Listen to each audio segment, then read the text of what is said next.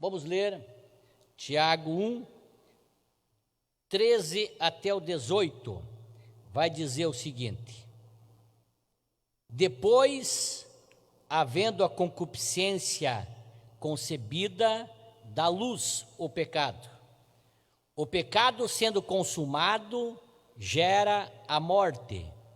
Não erreis, meus amados irmãos.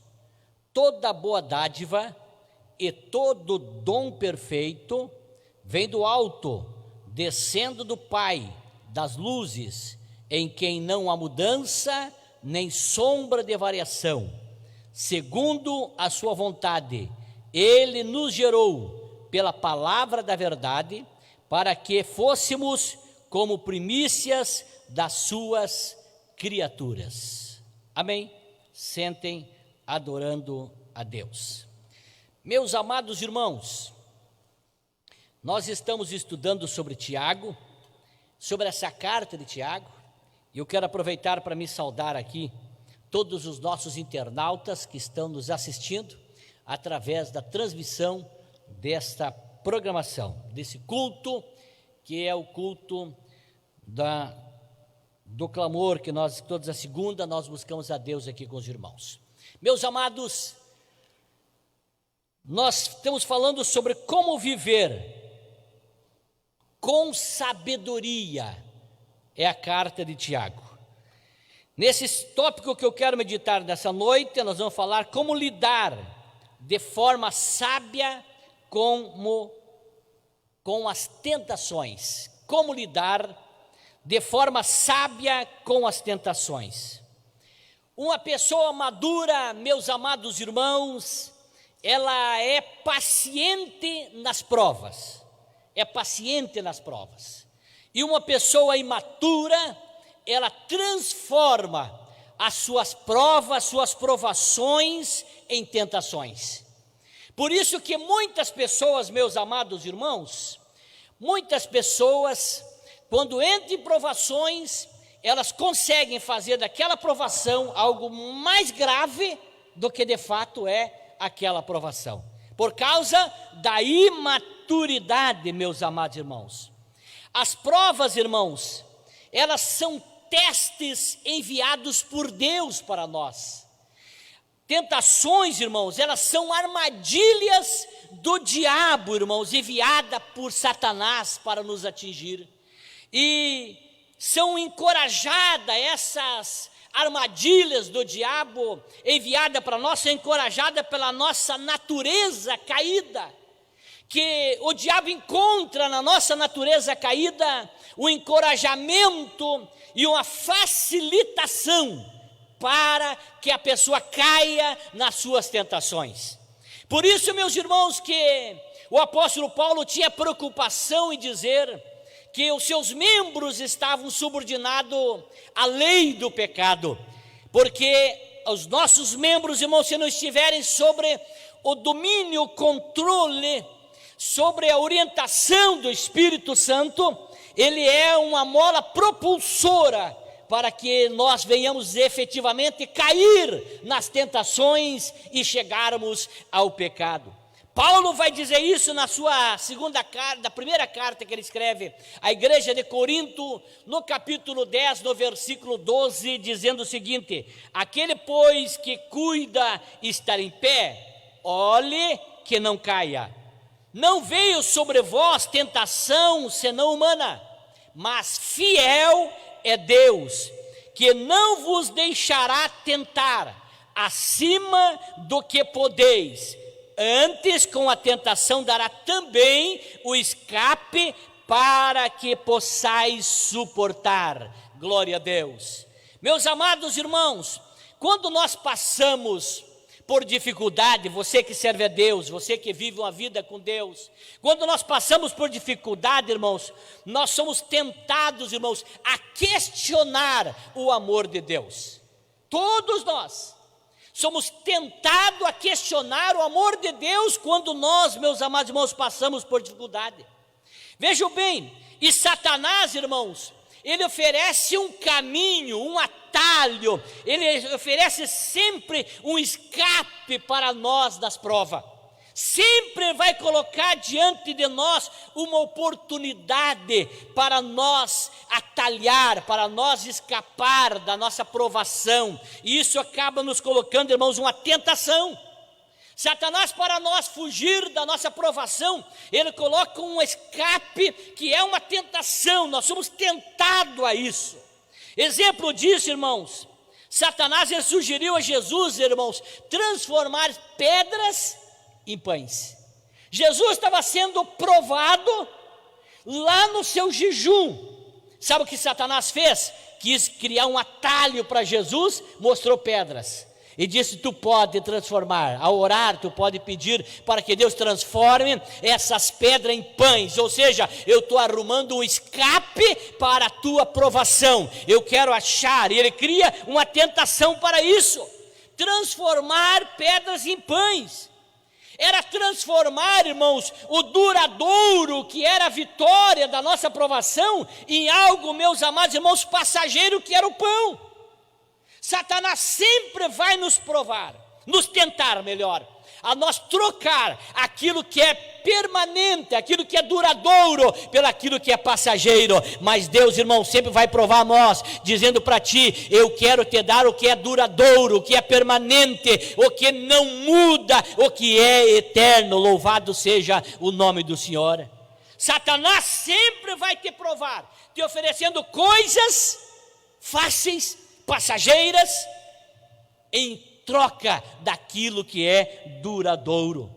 Meus amados, há 3 fatos, irmãos, que nós devemos aqui considerar, se nós queremos vencer as tentações. 3 fatos eu quero destacar aos irmãos, que nós devemos considerar, se nós queremos vencer as tentações. Primeiro, para você vencer a tentação, você deve considerar, em primeiro lugar, olhe para frente e considere o julgamento de Deus.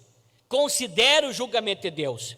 Versículo 13, irmãos, vai dizer o seguinte: diz assim: ninguém sendo tentado diga, de Deus sou tentado, porque Deus não pode ser tentado pelo mal, e a ninguém tenta, mas cada um é tentado quando atraído e engodado pela sua própria concupiscência.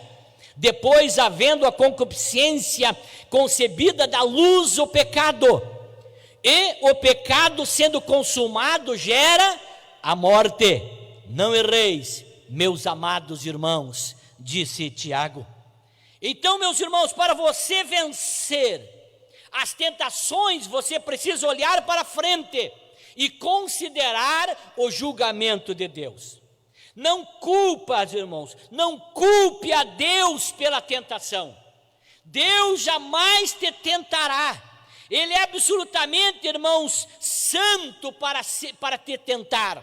E Ele é absolutamente, irmãos, amoroso para ser um tentador. Não, Deus não tenta nós. Deus jamais tentará nós. Ele provará sim, mas tentação Ele não coloca. Ele não coloca diante de você uma oportunidade de fazer o erro. Ele não coloca na tua frente oportunidade de você pecar. Não, isso o diabo faz isso. Deus Ele prova, mas não tenta. Deus, irmãos, Ele nos prova, irmãos, como provou Abraão. Mas olhe bem, irmãos, Ele não nos tenta. Ele prova, mas não nos tenta. A prova, meus amados, a prova ela é para santificar. E a tentação, irmãos, é para derrubar. A prova, aguarde isso, a prova é para nos santificar, mas a tentação que vem do diabo é para nos derrubar. Aleluia! Então, quando você estiver passando por provação, Deus está santificando a tua vida. Entenda o linguajar de Deus, entenda o falar de Deus contigo, quando Ele está te provando. Uma tentação, irmãos, uma tentação, ela é uma oportunidade de fazer uma coisa boa, de maneira errada. Uma tentação é uma oportunidade de você fazer uma coisa boa de maneira errada. Exemplo, passar numa prova é uma coisa boa. Agora, a tentação, irmãos, Ela leva a pessoa a ter a oportunidade de colar para passar na prova. E colar para passar na prova, meus amados irmãos, é uma coisa errada. A prova, meus irmãos, ela é uma coisa boa, mas tu colar na prova é fazer uma coisa errada. Por exemplo, o prazer sexual é uma coisa boa, Deus que fez. Mas, meus amados irmãos, o sexo fora do casamento, o que ele é? É errado. É uma forma de fazer uma coisa boa, errado.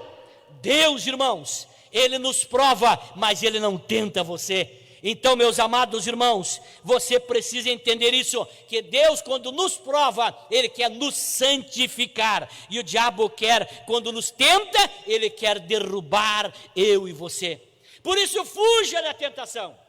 A Bíblia diz, irmãos, devemos resistir o diabo, mas da tentação devemos fugir. Foge da tentação. O diabo tu resiste, mas da tentação tu foge. Tiago, meus irmãos, ele vê o pecado, irmãos, não apenas como um ato, mas Tiago, ele vê o pecado, irmãos, como um processo em 4 estágios. Ele não vê um ato isolado, o pecado, mas ele vê esse pecado num estágio em 4 processos. Olha o versículo 14.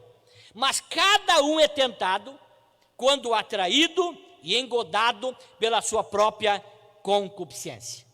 O Tiago nos mostra que o pecado, irmãos, ele tem um processo, tem um caminho a andar. É comum, irmãos, às vezes a gente achar quando o fulano caiu ali em pecado, ou se desviou, mas que pena, o irmão ontem estava bem na igreja e hoje caiu em pecado. Não, ele vem tropeçando faz tempo.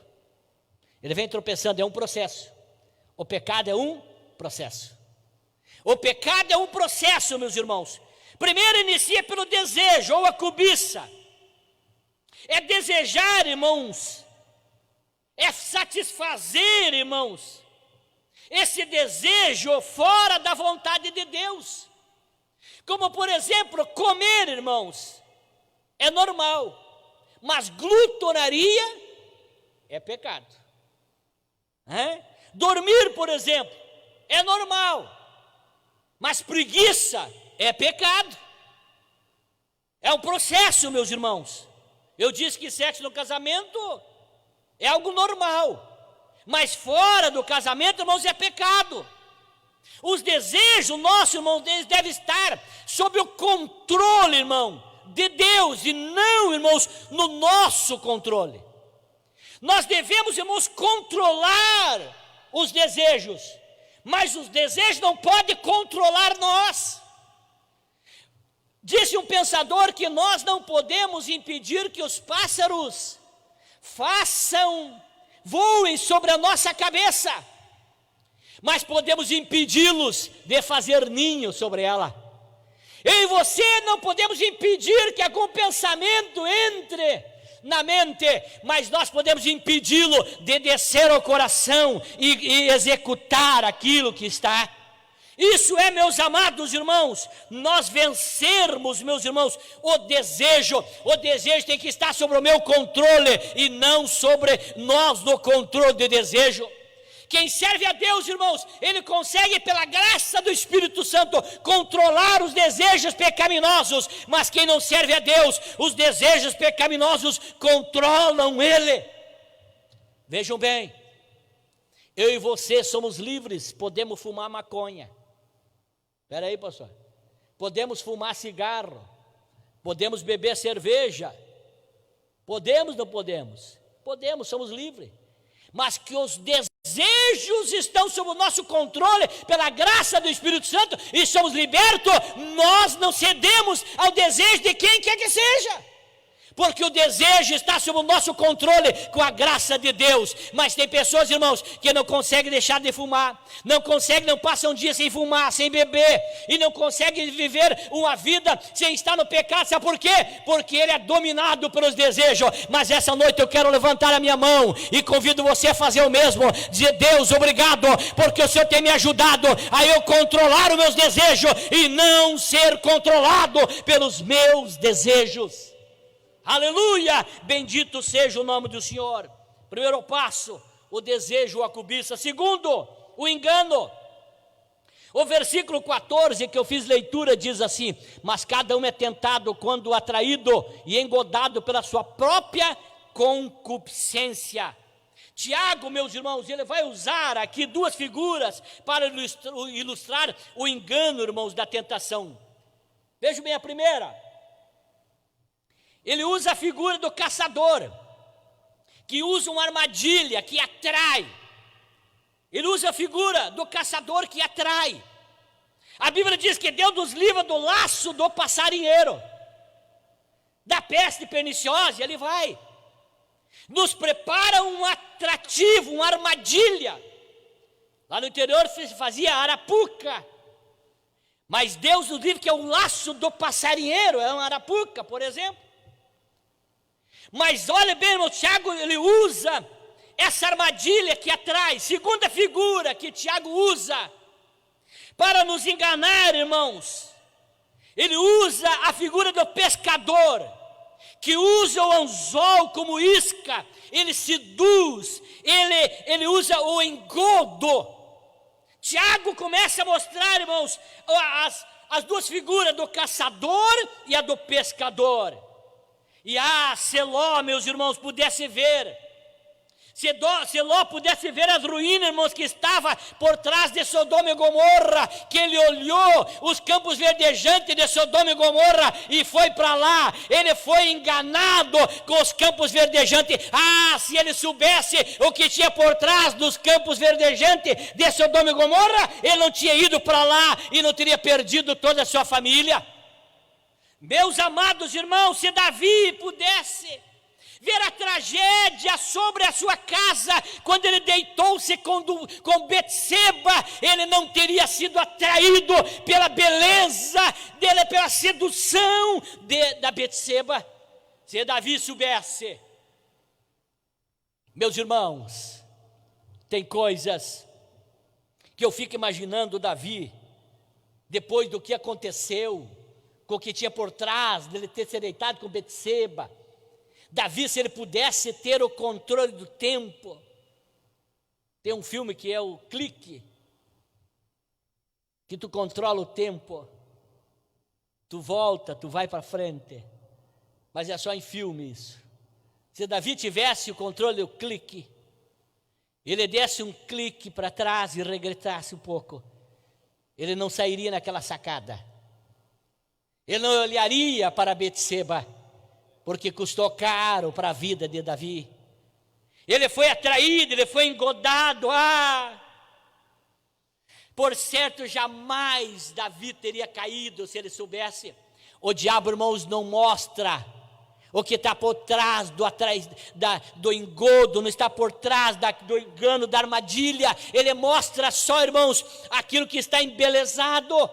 Mas essa noite eu vim dizer para você, cuide, porque o diabo não vai mostrar o que está por trás da atração, que está por trás da armadilha, que está por trás do anzol. Mas essa noite eu me levanto aqui como homem de Deus, para dizer para você, se vigie, porque o que tem por trás é morte, o que tem por trás é algo sangrento. Mas essa noite Deus entra com vitória para você, dizendo, não deixe o diabo te enganar, porque o pecado é como mel no paladar, mas como fel no estômago. Não peque, não deixe, não ceda à tentação. Essa noite volte para casa. Você que saiu para pecar, volte para casa. O teu lugar ao lado da tua esposa, da tua família. Não ceda à tentação do diabo. Aleluia, levante a tua mão, irmão. Eu creio que Deus está libertando alguém que estava engodado pelo diabo, aleluia, que estava sendo atraído por um anzol de morte. Mas essa noite a igreja repreende essa atração diabólica e dá vitória para esta família.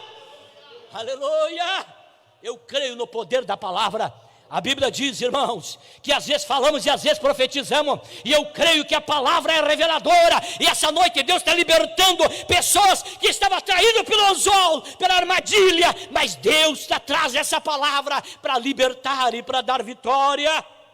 Aleluia, eu sinto a presença de Deus essa noite, eu sinto Jesus nesse lugar. Não precisa ter muita gente para Ele operar. Não precisa. Essa semana que passou, nós já estava eu, o irmão Neemias, e o Léo de madrugada, a igreja orando. Estavam só em 3. O Jesus entrou lá dentro, né, Neemias? Aleluia. Aquela manhã foi uma manhã marcante. Passamos o horário programado da oração. Fomos orar para despedir, nós 3. Não conseguimos parar. Aleluia, Deus renovando.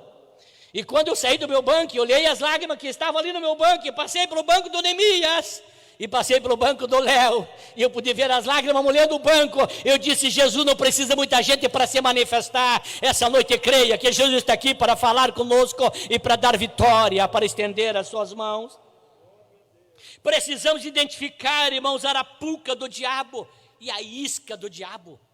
Precisamos identificar. Paulo diz isso na sua segunda carta de Coríntios, capítulo 2, versículo 11, diz o seguinte: porque não ignoramos os seus ardis. Porque não ignoramos os seus ardis. O Paulo está dizendo: não ignore, não pense que você é um super-homem, que você é esperto, que você tem um sensor, que sente a presença de uma isca, que sente a presença de uma armadilha. Não, você precisa do Espírito Santo, não ignore. Paulo disse isso no capítulo 11, versículo 14 da segunda carta aos Coríntios, diz assim, ó: e não é maravilha, porque o próprio Satanás se transfigura em anjo de luz. O próprio Satanás se apresenta para nós, irmãos, como um anjo de luz. Não ignore, não ignore, não brinque, não negligencie. Deus é o Deus que avisa. Primeiro, olhe bem, meus irmãos, esses atos que Tiago mostra, ele primeiro é o desejo ou a cobiça, depois o engano. Agora, o nascimento, o desejo ou a cobiça, vem, depois vem o engano, e agora vem o nascimento do bebê chamado pecado. O nascimento do bebê chamado pecado. Versículo 15, irmãos, diz assim, ó: depois, havendo a concupiscência concebido, dá à luz o pecado, e o pecado, sendo consumado, gera a morte. Nasce agora, irmãos. Tiago, ele muda, irmãos, a figura da armadilha e do anzol, irmãos, para a figura do nascimento de um bebê maldito chamado pecado. Ele muda a figura. E agora ele começa a falar sobre o nascimento desse bebê maldito chamado pecado. Ele nasce. Veja bem, irmãos, havendo a concupiscência concebida, aquilo que tu desejou, concebeu, tu fez, dá luz ao pecado, e o pecado, sendo consumado, gera a morte. E quarto, a morte. O versículo 16 vai dizer isso. Olha o versículo 16, irmãos: não erreis, meus amados irmãos, não erreis. Tiago aqui, irmãos, ele muda de figura, da armadilha e do anzol, irmãos, para o nascimento do nenê, e agora para a morte. A cobiça, irmãos, depois de haver concebido, irmãos, ela dá luz ao pecado. Está no versículo 15 que nós fizemos a leitura. E o pecado, uma vez consumado, ele gera a morte. O salário do pecado é a morte, mas o dom gratuito de Deus é a vida eterna. Nós vemos aqui, irmãos, a genealogia do pecado. A cobiça, irmãos, ela é a avó da morte. O pecado aqui, ele é filho da cobiça. A morte aqui, irmãos, ele é neto da cobiça e filho do pecado. E o salário, irmãos, do pecado, irmãos, ela é a morte. A morte, irmãos, ela tem um pai, que também tem, irmãos, o seu patrão. E o patrão da morte, irmãos, é o pecado. Romanos vai dizer isso, Paulo vai dizer aos Romanos, capítulo 6, versículo 23, porque o salário do pecado é a morte, mas o dom gratuito de Deus é a vida eterna, por quem? Por Cristo Jesus, nosso Senhor. Ele é, meus amados irmãos, por Ele é, meus queridos irmãos, a nossa redenção. O avô do pecado, irmãos, se chama concupiscência. Olhe bem, irmãos, olhe, segundo que Tiago vai nos ensinar, irmãos, desses 3 fatos que nós devemos considerar, para que nós possamos vencer a tentação. O primeiro que mencionei, olhar para frente e considerar o julgamento de Deus.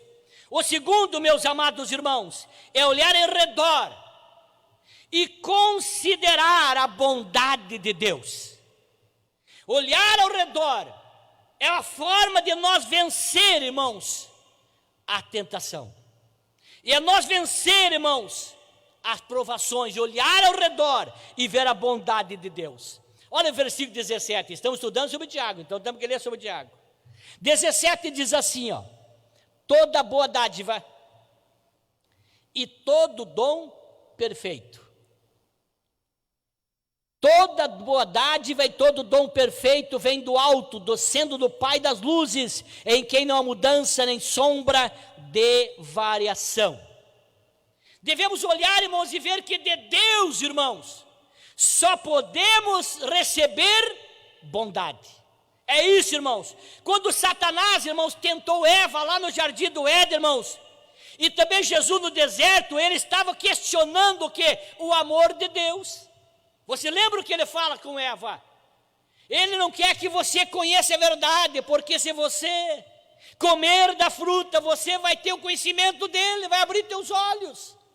Estava questionando a bondade de Deus. Quando ele tenta Jesus, irmão, no deserto, também estava questionando a bondade de Deus. Agora, irmãos, a bondade de Deus, meus amados, ela é grande, irmãos. E ela, além de ser grande, irmãos, ela é o escudo contra a tentação do diabo. Se eu e você ter consciência da bondade de Deus, e nós olhar a bondade de Deus, o diabo jamais vai nos tentar, meus amados, ou jamais vai levar nós a pecar na provação. Quando você estiver sendo provado, diga assim, e olhe que Deus é bom. Deus não traz tentação para ti, Ele prova porque Ele quer a tua purificação. É melhor, meus amados irmãos, nós estar faminto dentro da vontade de Deus, meus irmãos, do que estar farto, do que estar cheio fora da vontade de Deus. Esteja dentro da vontade de Deus, mesmo passando luta, mesmo passando dificuldade. O melhor lugar para nós estarmos, irmãos, é estar no centro da vontade de Deus. Ali você pode lutar e sabe que Deus vai te dar vitória. Glória a Deus, aleluia. Tiago, ele apresenta, irmãos, dentro desse olhar ao redor e ver a bondade de Deus, irmãos, ele apresenta 3 fatos sobre a bondade de Deus. A primeira bondade, o primeiro fato, irmãos, Deus dá somente boas dádivas. Não espere nunca o mal de Deus. Tudo que Deus dá é bom. Tudo que Deus dá é bom. Até as provas. Até as provas é bom, irmãos. O espinho na carne de Paulo foi uma bênção para o ministério de Paulo. O espinho na carne de Paulo, meus amados irmãos, foi um dom estranho de Deus, mas foi uma grande bênção para a sua vida. Olha o que ele vai registrar lá na segunda carta, no capítulo 12, versículo 9. E disse-me: a minha graça te basta, porque o meu poder se aperfeiçoa na fraqueza. De boa vontade, pois me gloriarei nas minhas fraquezas, disse Paulo, para que em mim habite o poder de Cristo. Por isso sinto prazer nas fraquezas, nas injúrias, nas necessidades, nas perseguições, nas angústias, por amor de Cristo, porque quando estou fraco, então eu sou forte. As provações, irmãos, meus amados irmãos, as lutas, o espinho na carne de Paulo, fez com que, irmãos, fosse bênção para ele. Tem coisa, irmão, que se não fosse o espinho da carne nossa, nós não estávamos aqui. Se não fosse algumas lutas que Deus permite para nós não estávamos aqui, irmãos. Tem servido de bênção para nós. Servido de bênção para nós. Não sei você, mas eu fui aprendendo na caminhada da vida, que às vezes tu insiste em um lugar e não dá certo de tu ir. Acontece tantas coisas que tu diz, o diabo se levantou. E às vezes não foi o diabo. Deus, sendo bênção na tua vida, impedindo de tu chegar em certos lugares. Tem experiência, irmã Vera, disso. De coisas que Deus impediu. E às vezes, se nós não entender, nós achamos que é o diabo. Não, são Deus permitindo algumas coisas para impedir. Quantas lutas, quanta dificuldade, que eu já passei, que eu olho para trás e digo, obrigado Deus, se não fosse isso, eu não estaria aqui. Tu não estaria aqui. Tu não estaria aqui, se não tivesse acontecido aquele imprevisto lá. Paulo, irmãos, ele aprendeu isso, que até mesmo o espinho na sua carne era bênção. Então, meus amados, Deus dá somente boas dádivas, Tiago nos ensina isso. Deus dá constantemente. Deus não dá, irmãos, os seus dons apenas ocasionalmente, mas constantemente. Deus não é o Deus, irmãos, de bom humor ou de mau humor.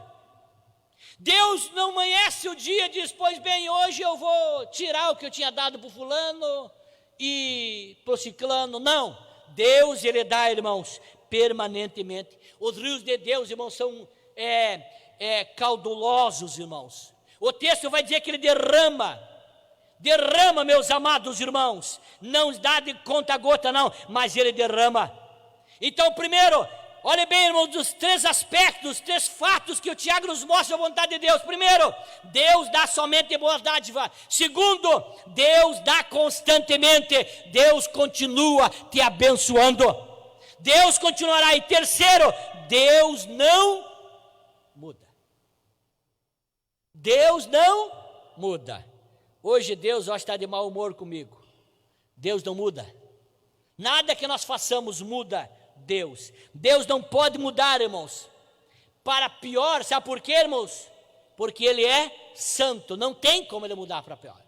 Ele não pode mudar, irmãos, para melhor, irmãos. Sabe por quê, irmãos? Porque Ele é perfeito. Deus não tem como melhorar. Deus não pode piorar porque Ele é santo. Malaquias vai dizer no capítulo 3, versículo 6, meus amados, porque eu, o Senhor, não mudo. Eu, o Senhor, não mudo. Eu e você mudamos. Mudamos inclusive até com os dias, mas Deus não muda. Olhe bem, meus irmãos. Outro fator, irmãos, que Tiago nos mostra sobre a bondade de Deus. Olhar para dentro de nós e considerar, irmãos, a natureza divina dentro de você. Olhar para você e enxergar dentro a natureza de Deus dentro de você. O versículo 18 que eu li, preste atenção, olha aqui. Segundo a sua vontade, Ele nos gerou pela palavra da verdade, para que fôssemos como primícias das suas criaturas. Deus, meus amados irmãos, Ele nos gerou. Tiago, ele usa, irmãos, o nascimento para falar do pecado e também da morte, mas ele também usa agora aqui, irmãos, o nascimento para falar da nova vida.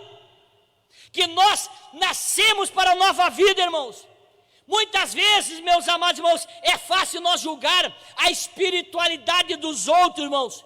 Por isso, irmãos, os discípulos aqui disseram o que Jesus representa para os outros.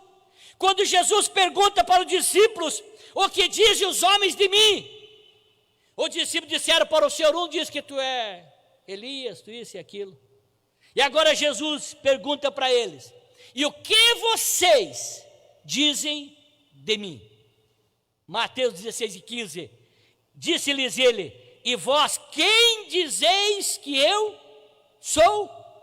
Meus amados irmãos, Tiago aqui está nos mostrando que nós, irmãos, também nascemos de novo. Agora nós, irmãos, vivemos daquilo que Deus gerou dentro de nós. Paulo diz que fomos gerados, Tiago diz que fomos gerados pela palavra. Se eu e você fomos gerados pela palavra, meus amados irmãos, nós temos que dizer para Jesus o que é que tem em nós e o que é que nós pensamos dele. Jesus perguntou para os discípulos começaram a preocupar e julgar a virtude dos outros, mas Jesus disse assim: não, eu quero saber de vocês. O que é que está dentro de gerado em vocês? O que gerou dentro de vocês, irmãos? Eu disse ontem à noite à Vida Maria, que quem serve a Deus, quem anda na companhia de Jesus, quem anda na companhia de Deus, ele só pode fazer o bem para os outros. Ele não pode fazer o mal, porque o que tem dentro dele são coisas boas. Jesus disse: o homem do seu bom tesouro tira coisas boas, mas o homem do seu mau tesouro tira coisas má. Ninguém consegue dar o que não tem, mas se eu e você nascemos da palavra de Deus, o que está gerado em nós, irmãos, é a verdade. Louvado seja o nome do Senhor. Me encaminho para o encerramento, irmãos, mas Tiago tem tanta coisa para nos ensinar. Me encaminho para o encerramento. Olhe bem a origem do novo nascimento, irmãos. A origem do novo nascimento, ela é divina, irmãos. Além de ser divino, é gracioso, porque é de graça.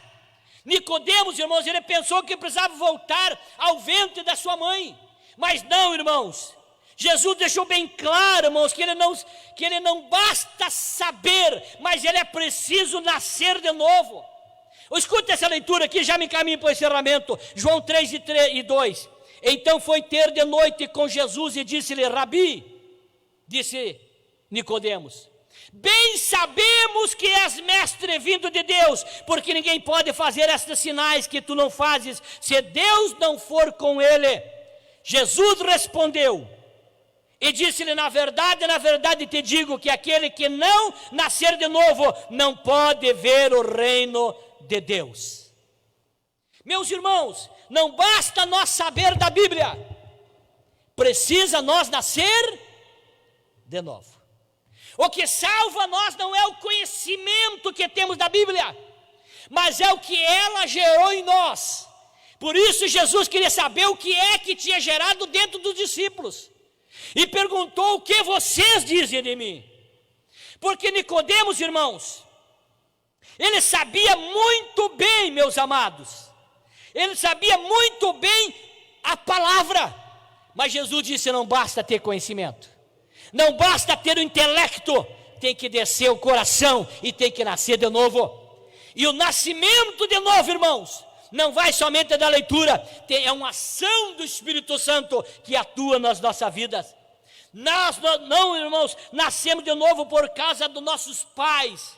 Nós não nascemos de novo, irmãos, por causa de decisões, por causa de religião, irmãos. Ela é obra de Deus. Deus tem que levar nós ao novo nascimento. Se coloque em pé essa noite. Aleluia. O meio do novo nascimento, irmãos, ele é uma operação através da palavra de Deus. É através da palavra de Deus. Assim como, meus amados irmãos, o nascimento natural, ele vem, queridos irmãos, pelo concurso do relacionamento do pai e da mãe. Esse vem o nascimento natural. O nascimento espiritual, irmãos, ele vem pelo concurso da palavra e do Espírito. Só uma não leva, tem que haver. Os irmãos sabem que o nascimento natural não pode vir só da esposa, só do esposo, tem que ter o concurso dos dois. O nascimento novo, irmãos, ele vem do concurso da palavra e do Espírito. Por isso que deve ser pregado a Bíblia, mas o Espírito Santo tem que atuar para gerar o novo nascimento. Pedro vai dizer no capítulo versículo 23, sendo de novo gerados, não da semente corruptível, mas da incorruptível, pela palavra de Deus viva e que permanece para sempre. Por isso foi que Jesus disse, meus queridos irmãos, lá em Mateus 6,6, dizendo assim: mas tu, quando orares, entra no teu aposento, e fechando a tua porta, ora ao teu Pai, que está em secreto, e teu Pai que vê em secreto te responderá publicamente. Meus amados irmãos, nós precisamos ter uma vida de intimidade com Deus. O propósito, irmão, do novo nascimento, esse nascimento, irmãos, ele é o mais nobre de todos os nascimentos. Nós somos, irmãos, as primícias das suas criaturas. Ele é, meus amados irmãos, o mais alto nascimento para o mais alto tipo de vida. Eu e você nascemos desse mais alto nascimento para o mais alto tipo de vida. E eu encerro dizendo agora: a Bíblia diz que Jesus vem buscar um povo seu especial. Tu não nasceu para viver a vida comum da vida. Quem lembra daquela frase da mãe que sempre diz pra gente: mas você não é todo mundo. Quando alguém diz: mas todo mundo faz, mãe, todo mundo vai, mas tu não é todo mundo. Deus olha para nós e você não é todo mundo. Você teve um alto nascimento para viver uma vida, uma alta vida. Você não é comum, você é especial. Então tu não pode fazer o que os comuns fazem. Você não pode agir como os comuns agem. Você tem que agir diferente. Você é nobre porque você pertence à família real, à família de Deus. Todo mundo toma essa atitude. Pois bem, tu não é todo mundo. A máxima da mãe vale, porque Deus diz isso para nós. Nós não somos, você não é todo mundo. Você é especial. Você nasceu de um alto nascimento para uma alta vida. Por isso os crentes não podem andar nessa vida sorrateira, nessa vida baixa. Não, você tem que ter uma vida de nível alto. E o nível alto é o quê? Você tem atitudes daquele que vem do alto, da presença de Deus. Quando todo mundo caminha de uma forma, você caminha diferente. Sabe por quê? Você não é qualquer um. Você não é todo mundo. Você é especial. Aleluia. Eu sinto a presença de Deus nessa noite. Por isso que você tem que ter consciência. Todo mundo pode errar, mas você não pode errar. Todo mundo pode pecar, mas tu não pode pecar. Mas por que eu não posso? Você não é o comum do povo, você é o especial do povo, porque você faz parte daqueles que têm o nome escrito no livro da vida. Você nasceu de novo. Você é uma nova criatura. Você, quando a trombeta de Deus tocar, você poderá estar ao lado de pessoas que são comum da vida. Você vai ter um ouvido e uma audição diferenciada, porque tu é especial.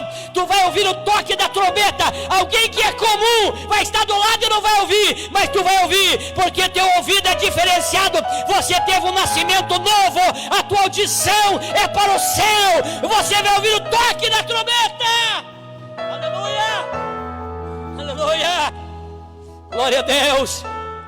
Os comuns ouvem essa pregação e entram no ouvido e no outro, mas você é especial. O teu ouvido tem lugar para ouvir mensagem do céu, mensagem da Bíblia, mensagem que alimenta a tua alma e mensagem que te leva ao encontro de Deus e mais perto dele. Vamos orar a Deus. Vamos orar a Deus. Vou pedir ao pastor Fidelis, por gentileza, ora a Deus. Vai estar clamando ao Senhor, feche teus olhos. Saia dessa noite batendo no peito, dizendo: eu sou especial. Eu sou especial de Deus, porque eu nasci de novo, eu sou uma nova criatura.